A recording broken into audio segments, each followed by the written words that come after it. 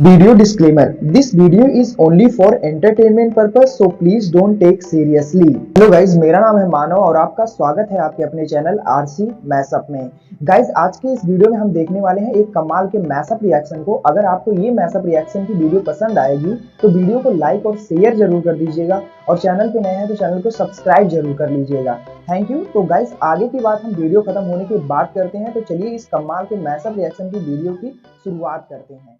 Hope you will enjoy. ये पता नहीं कब तक अब रोला भुगता है ये भी, लेकिन अब आते हैं मेन खबर जो है कनाडा फाइनली मान गया कि गतिविधियां खालिस्तान मतलब वो अब मान गया है कि वाकई इंडिया के खिलाफ ही यूज हो रही है। उसने कहा है उसकी इंटेलिजेंस एजेंसी ने, ये इंडिया भी बोलता, वो कहता ना, अगर ये ट्रूडो होता कहता ना उनकी एजेंसियों ने खुद बता दिया कि भाई वो खालिस्तानी उधर से इंडिया में के खिलाफ मतलब फंडिंग करते हैं और उधर फिर जो है ना गतिविधियां होती है इंडिया में। सही बात। तो अब लाजमी बात है फिर इंडिया तो प्रेशर डालेगा, वो कहेगा या तो इनको जो लोग हमें चाहिए उनको हमारे हवाले करो, या रेफरेंडम वाला चक्कर छोड़ो और इनके जो बड़े टॉप के लीडर है वो उनको बाहर डिपोर्ट कर दे।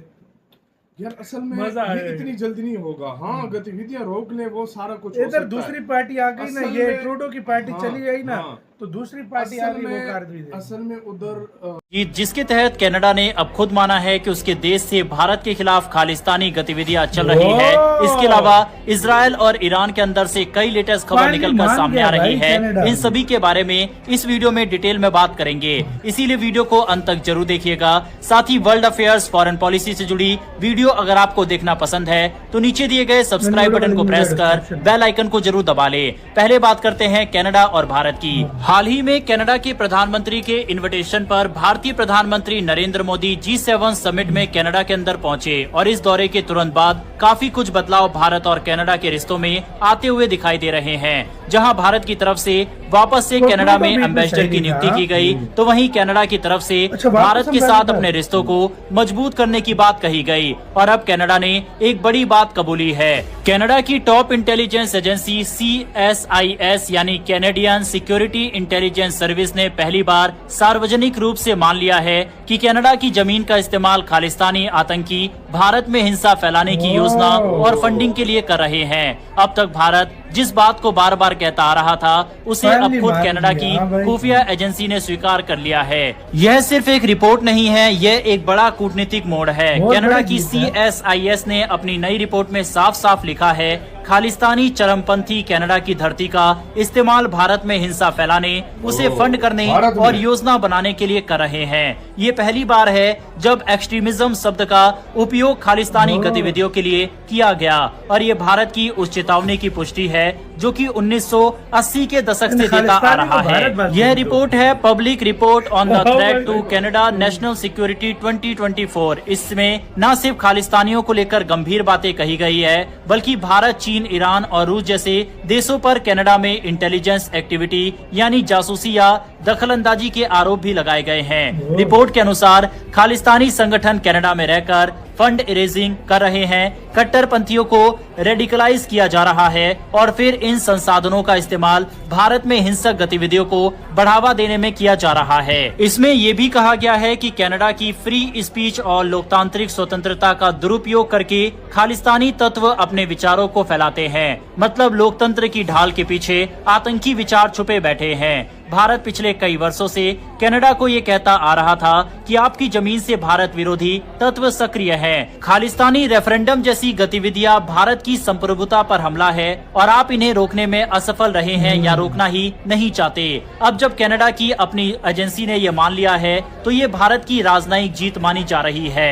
आपको याद होगा कि 2023 में हरदीप सिंह निज्जर की हत्या हुई थी, जो कनाडा में खालिस्तानी गतिविधियों में लिप्त था। उस हत्या का आरोप कनाडा के प्रधानमंत्री जस्टिन ट्रूडो ने सीधे तौर पर भारत पर लगा दिया था। इससे भारत कनाडा के रिश्ते एकदम ठंडे पड़ गए थे। राजनयिक अधिकारियों को निष्कासित किया गया, वीजा सेवाएं सस्पेंड हुई और व्यापार वार्ता रुक गई। अब जब कनाडा की ही एजेंसी ये कह रही है कि खालिस्तानी आतंकी वहां से भारत में हिंसा फैलाने की साजिश कर रहे हैं, तो ये एक तरह से पिछले आरोपों की खोखलेपन को उजागर करता है। अब सवाल यह है कि भारत इस रिपोर्ट को लेकर क्या करेगा। पहला, डिप्लोमेटिक दबाव बनाएगा। भारत कनाडा से मांग करेगा कि वह खालिस्तानी नेटवर्क्स पर कड़ी कार्रवाई करे, रेफरेंडम जैसी गतिविधियों को रोक लगाए और ऐसे लोगों को भारत को सौंपे जिन पर केस दर्ज है। दूसरा, इंटेलिजेंस कॉपरेशन बढ़ेगा। आतंकवाद से निपटने के लिए दोनों देशों की सुरक्षा एजेंसियों के बीच समन्वय बढ़ सकता है। तीसरा, ट्रेड और वीजा पर बातचीत होगी। अब जब तनाव कम हो रहा है तो भारत और कनाडा के बीच व्यापार समझौता और वीजा सेवाएं बहाल हो सकती है। कनाडा के लिए ये स्थिति थोड़ी असहज है क्योंकि वहां की राजनीति में खालिस्तानी संगठनों का अप्रत्यक्ष असर रहा है।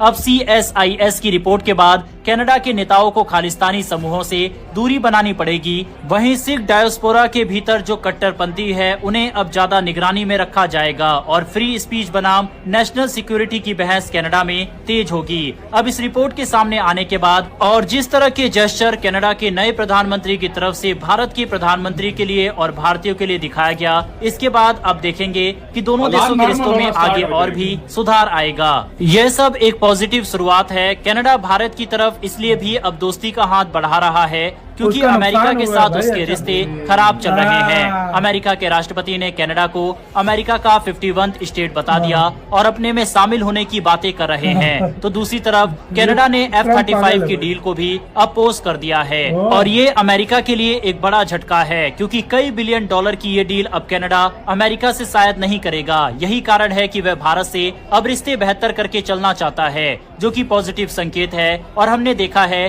कि जिस भी देश ने भारत के साथ रिश्ते खराब करने की कोशिश की, फिर चाहे श्रीलंका हो, मालदीव हो, नेपाल हो, बाद में जाकर इन सभी देशों ने भारत से रिश्ते बेहतर करना चाहा और यही चीज अब कनाडा के साथ भी देखी जा रही है। पहले भारत और कनाडा के रिश्ते काफी अच्छे हुआ करते थे, लेकिन जस्टिन ट्रूडो की वजह से इसमें काफी कड़वाहट आई, लेकिन अब वापस से ये रिश्ते अच्छे हो रहे हैं, जो कि अच्छे संकेत है। पिछली वीडियो में हमने आपको बताया था कि किस तरह से भारत नॉर्थ कोरिया के साथ अपने रिश्तों को अच्छा करने की तरफ एक कदम बढ़ाया है और 4 साल बाद वहां के लिए राजनयिक नियुक्त किया है। चीन के साथ भी भारत अपने रिश्ते अच्छे कर रहा है और अब कनाडा से भी अच्छी खबरें सामने आ रही है। इससे पहले ग्रीस, साइप्रस, अर्मीनिया, क्रोएशिया जैसे नए गठजोड़ भी बन रहे हैं। कुल मिलाकर भारत की विदेश नीति इस समय काफी अच्छा काम कर रही है। बढ़ते हमारी अगली खबर की तरफ, जो कि इजराइल ईरान को लेकर आ रही है। ईरान और इजराइल के बीच चल रहा टकराव अब एक ऐसे मोड़ पर पहुंच गया है जहां हालात किसी भी वक्त खुली जंग में बदल सकते हैं। ईरान ने पहली बार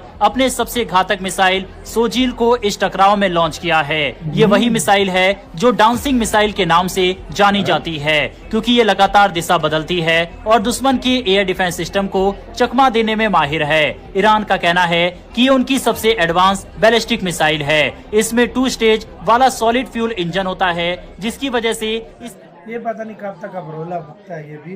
लेकिन अब आते हैं मेन खबर जो है, कनाडा फाइनली मान गया कि गतिविधियां इन खालिस्तान मतलब वो अब मान गया कि वाकई इंडिया के खिलाफ ही यूज हो रही है। उसने कहा है, उसके इंटेलिजेंस एजेंसी ने, ये इंडिया भी बोलता, वो कहता ना, अगर ये ट्रूडो होता कहता ना। उनकी एजेंसियों ने खुद बता दिया कि भाई वो खालिस्तानी उधर से इंडिया में के खिलाफ मतलब फंडिंग करते हैं और उधर फिर जो है ना गतिविधियां होती है इंडिया में। तो अब लाजमी बात है, फिर इंडिया तो प्रेशर डालेगा। वो कहेगा या तो इनको जो लोग हमें चाहिए उनको हमारे हवाले करो, या रेफरेंडम वाला चक्कर छोड़ो और इनके जो बड़े टॉप के लीडर है वो उनको बाहर डिपोर्ट कर दे।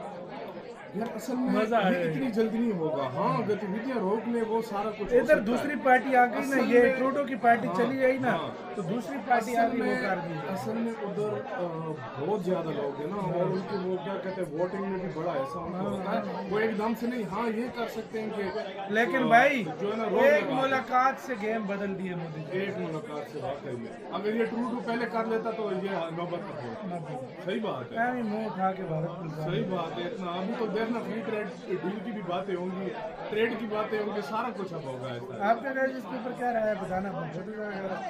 ये पता नहीं कब तक अब रोला भुगता है ये भी।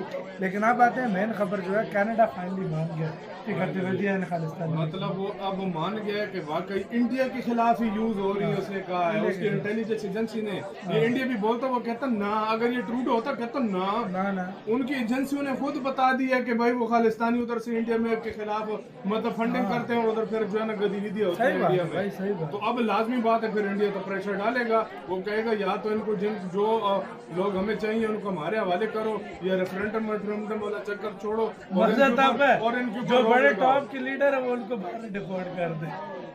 यार असल में मजा ये आएगा। इतनी जल्दी नहीं होगा। हाँ, गतिविधियां रोक ले वो सारा कुछ हो इधर सकता दूसरी है। पार्टी आ गई ना, असल ये में- ट्रूडो की पार्टी हाँ, चली गई ना, हाँ। तो दूसरी पार्टी आ गई वो कर दी। असल में उधर बहुत ज्यादा लोग हैं ना, और उनके वो क्या कहते हैं वोटिंग में भी बड़ा ऐसा होता है, वो एकदम से नहीं हाँ ये कर सकते हैं कि लेकिन भाई जो है ना रोक एक लगा मुलाकात से गेम बदल दिए मुझे। एक मुलाकात से वाकई में। अगर ये ट्रू पहले कर लेता तो ये नौबत न होती। सही बात है, मुंह उठा के भारत में जाओ। सही बात है। इतना अभी तो देखना फ्री ट्रेड डील की भी बातें होंगी, ट्रेड की बातें होंगी, सारा कुछ अब होगा है। आपके क्या इसको पता है?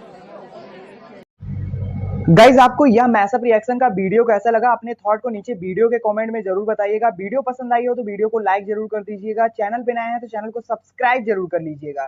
तो थैंक यू, मिलते हैं नेक्स्ट वीडियो में।